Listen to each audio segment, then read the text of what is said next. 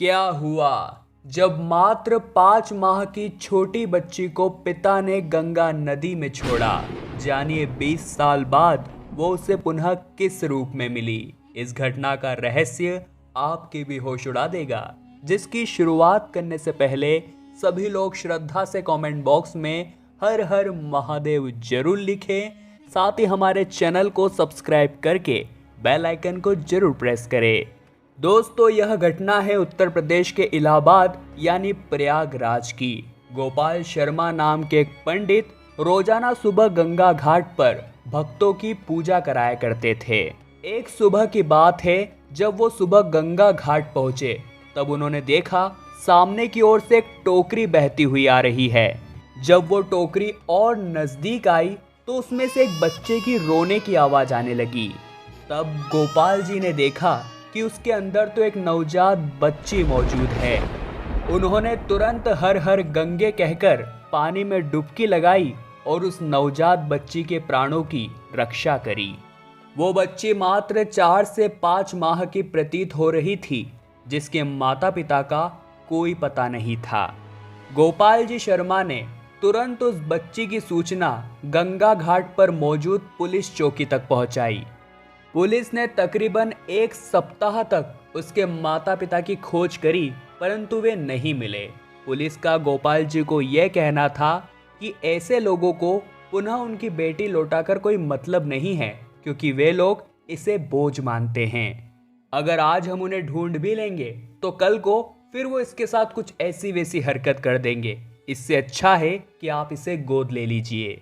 जिसके बाद समस्त कानूनी कार्यवाही पूरी करके गोपाल जी पंडित ने उस नवजात बच्ची को गोद ले लिया।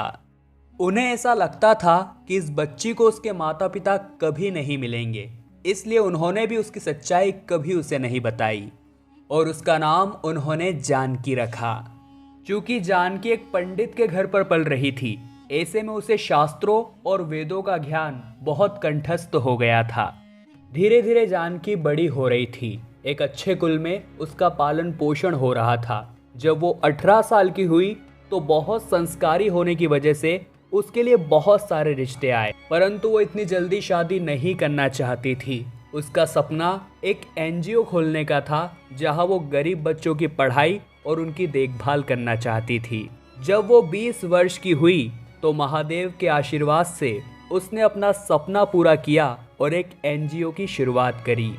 इनकी टीम में कुल 12 सदस्य थे और ये लोग अलग अलग बस्तियों में जाकर ऐसे बच्चों को पढ़ाते थे जिनके माता पिता उन्हें पढ़ाने में समर्थ नहीं थे।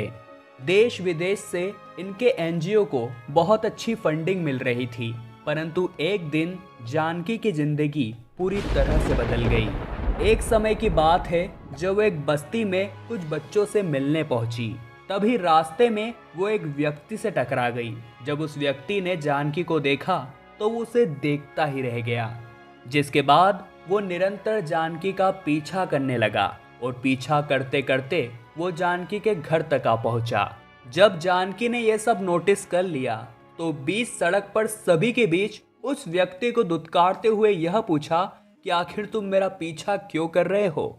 परंतु उस व्यक्ति ने जो कहा उसने सभी के होश उड़ा दिए। उसका कहना था कि तुम मेरी बेटी हो। उस समय गोपाल जी पंडित भी वही खड़े थे और उसकी ये बातें सुनकर उनके भी होश उड़ गए थे।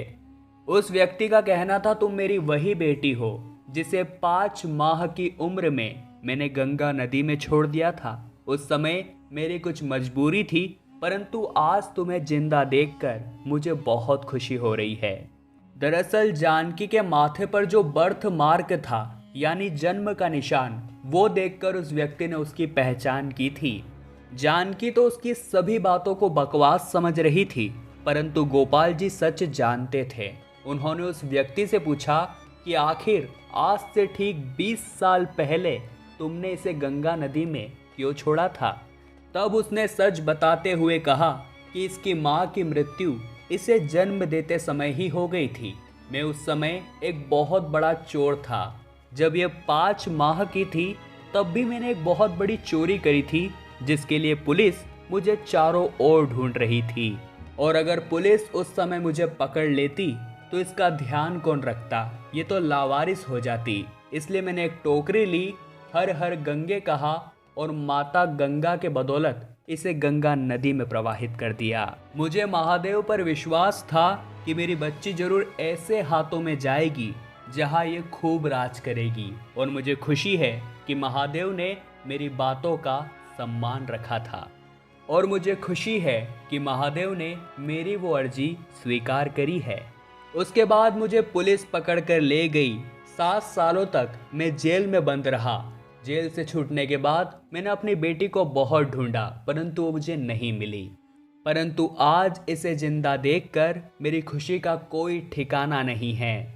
जिसके बाद गोपाल जी को भी सब कुछ सच जानकी को बताना ही पड़ा।